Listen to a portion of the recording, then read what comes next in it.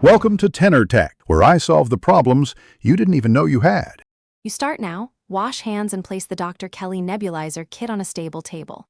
Connect tubing to compressor, then to nebulizer cup, make sure connections click. Measure medication precisely, for example, use 5 ml if prescribed. Once filled, attach mouthpiece or mask and secure it comfortably. Sit upright, posture opens airways and improves deposition. Turn on the compressor and breathe normally. You'll hear a steady mist. If not, check power and tubing. Keep tissues nearby and focus on relaxed, deep breaths for the first few minutes. Once misting begins, regulate your breathing and the device.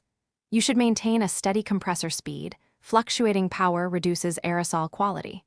Breathe slowly and deeply. Inhale over 1 to 2 seconds, hold briefly, then exhale comfortably. This helps particles reach lower airways.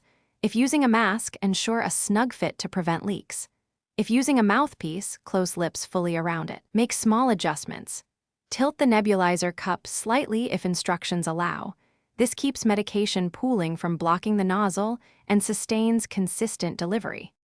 You finish by running the Dr. Kelly nebulizer until mist production declines or your prescribed time completes, then turn the unit off. Disconnect tubing and empty leftover medication.